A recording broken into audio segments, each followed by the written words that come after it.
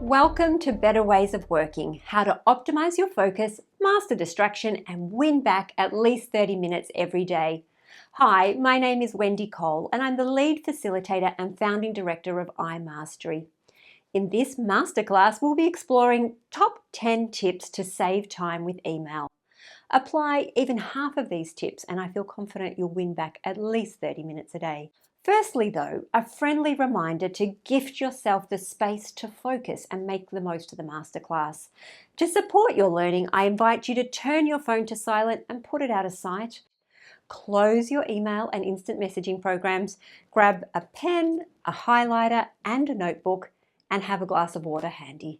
To further prime your attention, pause this recording and make a note of 3 or more things that you feel grateful for, 2 or more things you'd like to learn about saving time with email, and something you've recently learned, or something you've done to progress an important task or project.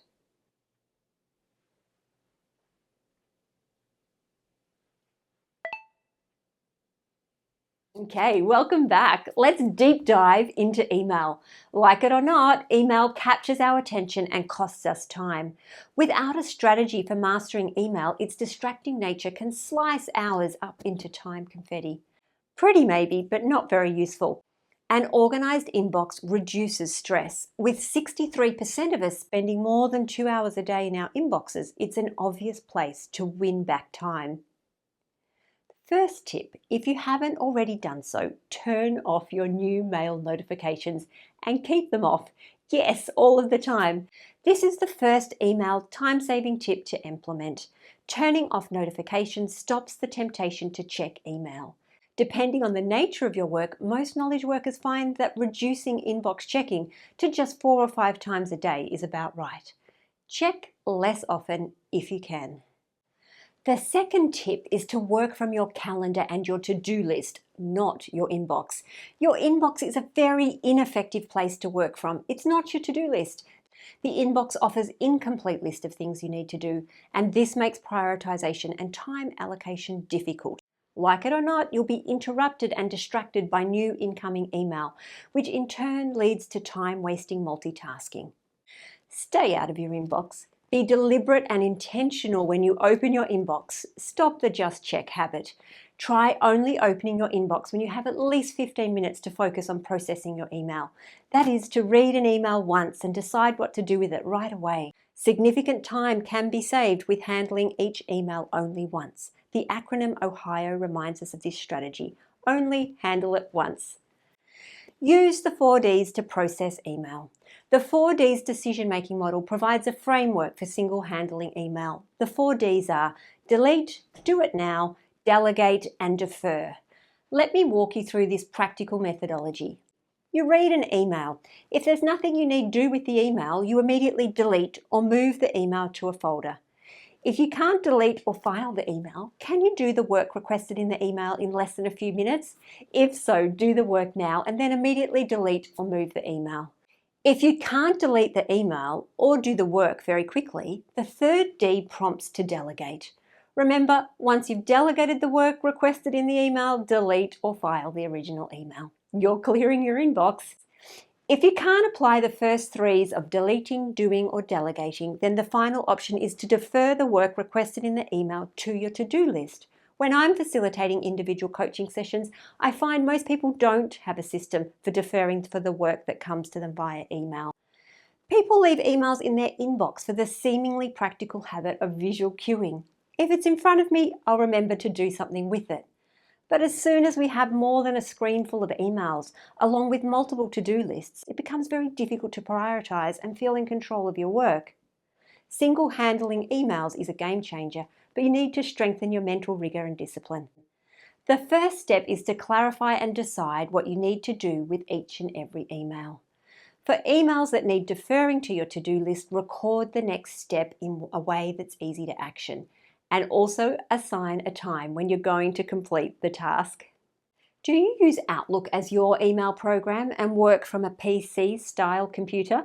If yes, then I highly recommend using Outlook Tasks as your to-do list. In my opinion, it's the best to-do app on the market. It's just that most people don't know how to optimize tasks and modify the settings.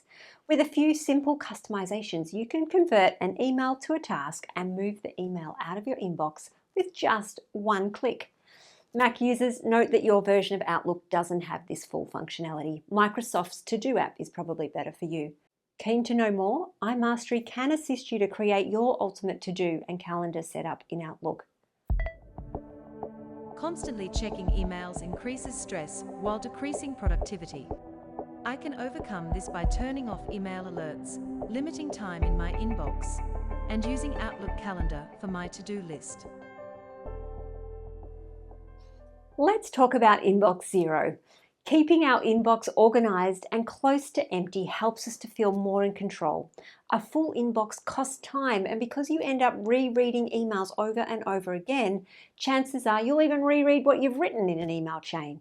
According to Harvard Business Review, the math on this equates to around 27 minutes wasted time a day. Clearly, it's much quicker and easier to clear our inbox when we simply receive less email. Mike Song, the author of The Hamster Revolution, How to Manage Your Email Before It Manages You, makes the point that for every 5 emails we send, we receive 3 in return. Many of us also have a strong tendency for reciprocity, which sees us responding to an email when perhaps a response is not needed. To receive fewer emails, we must send fewer emails. Apply this concept intelligently though. Some people have given up on email, responding if they can, but ignoring most emails. The problem with this is that it flies in stark contrast to conscientiousness, the personality trait that most often predicts success. Renowned organizational psychologist Adam Grant wrote to this point in the New York Times, quoting research that shows professionals who care about their jobs respond to email. Being overwhelmed is no excuse. It's hard to be good at your job if you're bad at responding to people. Want to know more about Inbox Zero versus Inbox Infinity? I've written an article about it and you'll find a link to it in the resources. Do you use email programs' delay delivery feature? Ever received an email and thought to yourself, oh good, Alex is there in front of their computer, I'll respond straight away. And then before you know it, you've lost 10 minutes, perhaps more, to an email chat that wasn't entirely necessary. Responding quickly to email can generate unnecessary email responses and creates the unproductive expectation that you'll always respond quickly. Email is an asynchronous form of communication and needs to be treated as such. Slowing down the email ping-pong game can help you to win back time. Both Outlook and Gmail have a delay delivery feature. Try writing a response to an email and delay sending it by a few hours. I often choose to work late of an evening. It suits my family and my circadian rhythm. However, when I'm working late, I use the delay delivery feature to make sure emails automatically leave my outbox at 7:45 a.m. the next morning. This way, I'm not popping into my clients' inboxes as they're winding down for the day. I'm respecting the work-life balance of others. To paraphrase a quote by Gandhi, be the change you want to see in the world. How's this for controversial? File emails in just one folder. Many of us have more items saved in our email than the local library has books. One of the things clogging our inboxes are the emails we are keeping but haven't yet got round to filing into folders. On average, people have 37 email folders. This costs time and causes decision fatigue. Hick's law describes the paradox of choice. The time it takes to decide increases with the number and complexity of choices. Applied to inbox management, streamlining your email folders cuts down the number of choices and decisions you need to make. Don't believe me?